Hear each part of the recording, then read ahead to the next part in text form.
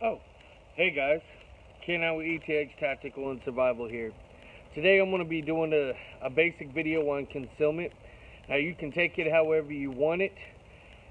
Concealment can be used in your pre-planning for, say, foreign invasion on our homeland soil, implementation of martial law, for those who like to go out and hunt and want to have that little extra edge, or for you airsoft gamers to have a little bit better preparation.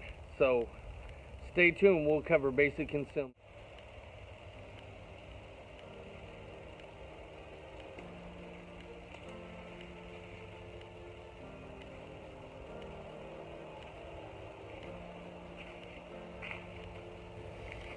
Alright guys, the whole basis behind concealment is blending in with the environment around you, not being able to stand out. A human silhouette is very distinguishable night and day. You want to be able to make sure that you can properly blend in using shadows, the colors, and the environment around you in order to blend in. Alright guys, one of the most common and crucial parts of concealment is the use of war paint or camouflage paint. Now this concept has been used going all the way back to World War II, when soldiers used to take shoe polish and darken their face. This was especially beneficial for those that had night operations. Then as it went into Vietnam, they were called the green boys. They would completely cover their face and everything in green paint. Now, not only would it help them blend into, say, a woodland or jungle environment, but when they would approach the enemy, the Viet Cong, and they would pop out in front of them, it sent a fear into the enemy, because here's this soldier in solid green war paint. So they got nicknamed the Green Soldiers. Then as it progressed on to other forms of conflict, you had the Dirty Soldiers. Then they started implementing the balaclava. Now, the balaclava is great for concealment. I'm not really going to get into it in this particular video. I'll save that for another video explaining what it is and why it was used and how it was beneficial. But all the way up into the most recent conflicts, where they would wear a face mask with a glow-in-the-dark skull in it. Most commonly seen for y'all that play Call of Duty, y'all know the Ghost. It put a fear when you would run in through a village and all they could see was glowing skulls coming right at them. It put a fear in them, gave us a little bit more advantage. But today we're going to be talking about war paint and using that. Now, the whole purpose of war paint is a human body, especially a face, it's hard to confuse it with something else. If I step through these woods, you're going to know that that's a human. It's hard to hide. So what they would do is they would put this war paint on, and it would make their face go from a 3-dimensional to 2-dimensional, and then the colors would blend in with their surroundings. That's basically the concept that you want to do.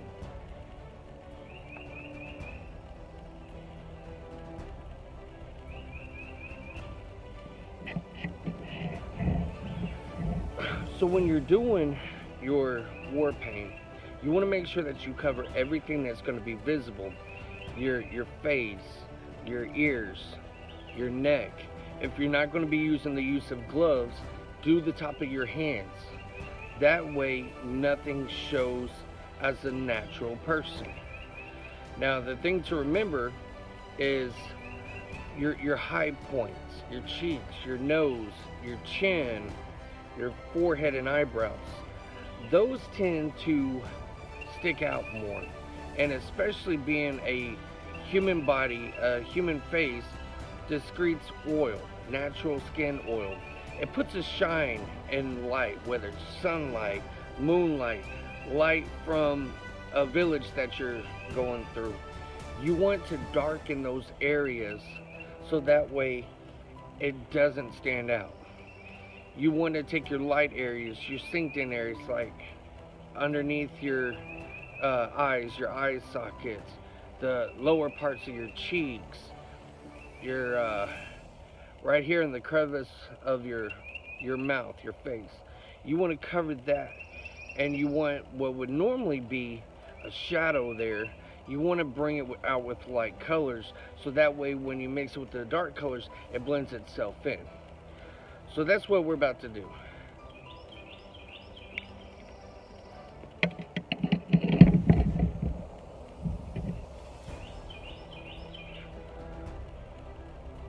So the first thing we're going to do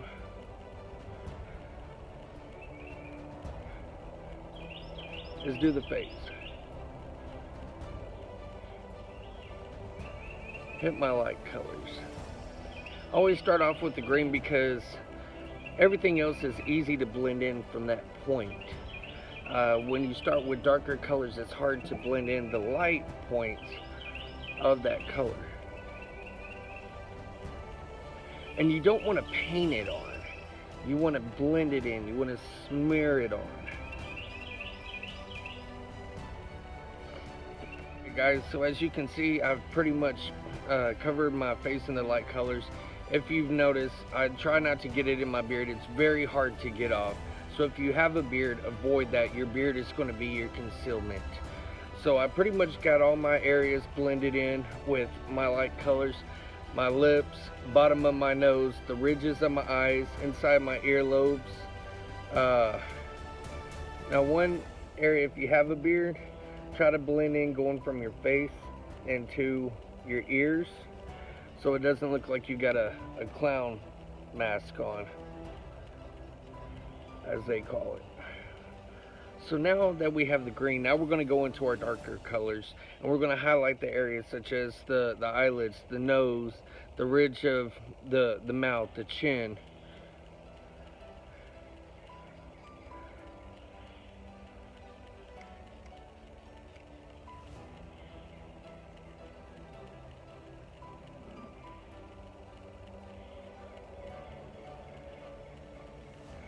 Like I said, as you can see, the black is a lot easier to blend in than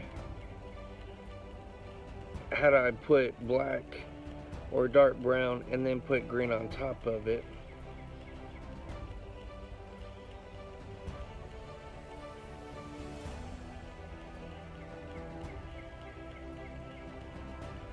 And again, you don't want to cake it on, you just want to kind of blend it in, blend the colors in.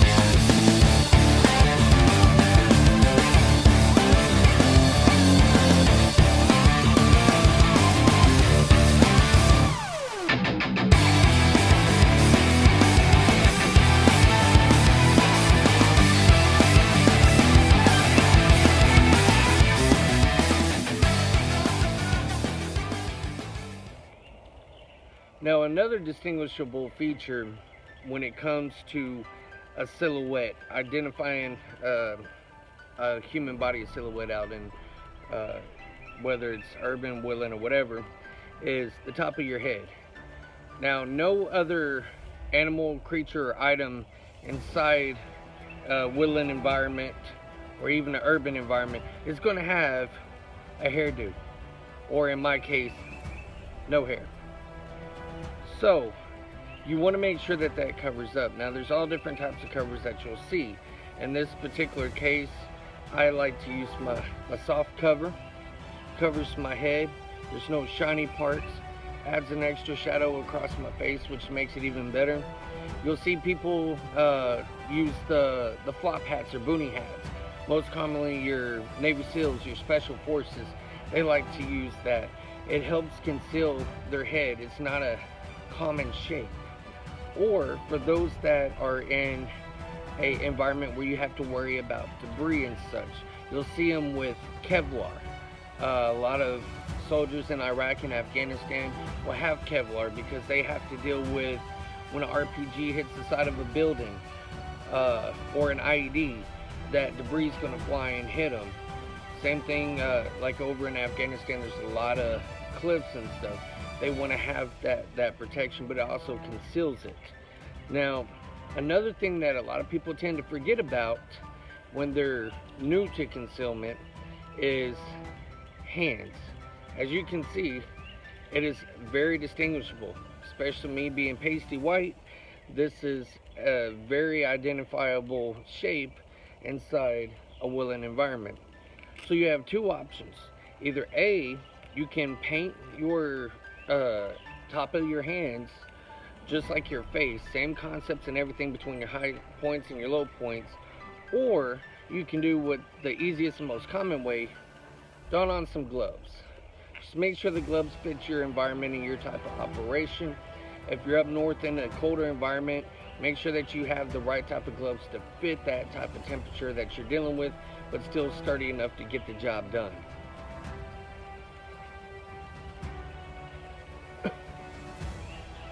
So I've got the fatigues on, the multi-cams that's going to fit in this area.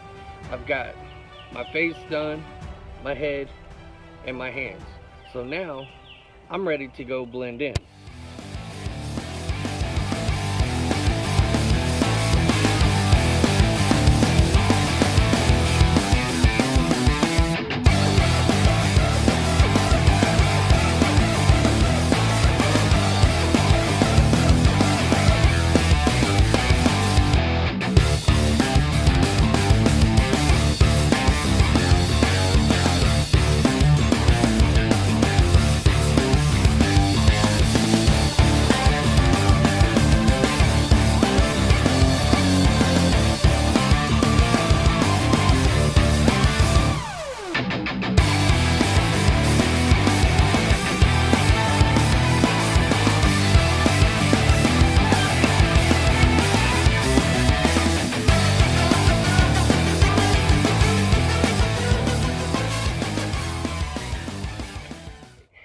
You're not always going to have thick brush to be able to hide behind, conceal yourself, and move around.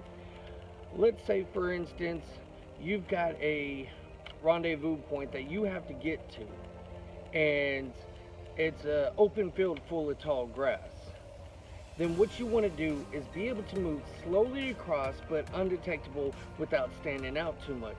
So what you would do is take several blades of grass and from that area and attach it around your uniform, depending on how thick the grass is. Attach it to your uniform, use proper maneuver skills to get across that field without being noticed. Now you'll see for a lot of special forces, a lot of Navy SEALs, your recon, your snipers and so forth, they move very slowly.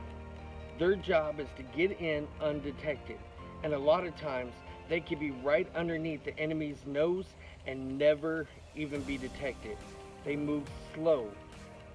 There has been operations where it took a week to go a quarter of a mile in order to properly infiltrate unseen. So be smart on how you do it. Take the environment, attach it to whatever you're wearing, so that way you can blend in. If you come across an open field and the grass is only about an inch or two deep. Now that's probably going to be unlikely unless they have livestock roaming around. Let's say you're trying to get to a bug out location.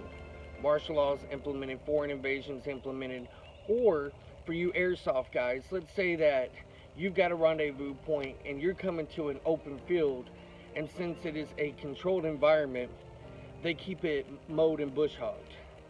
Then be smart. If you don't have to go through it and you can go around it even though it takes a little longer, take that extra time so that way you can properly maneuver without being seen. If you're seen, you defeat the whole purpose, and in some cases it could cost you your life.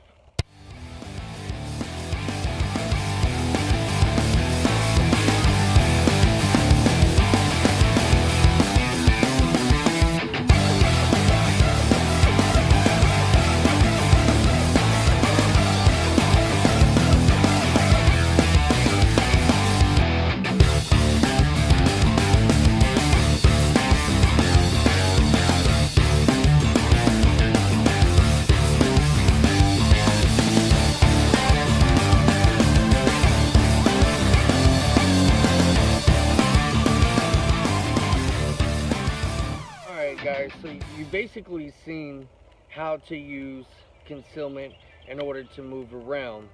Now, if this was a training exercise that I was doing, if this was a live operation that I would be doing, then I would be more concealed than what I am. My neck, lower neck wouldn't be exposed, the back of my head wouldn't be exposed. I would be a little bit more adaptable.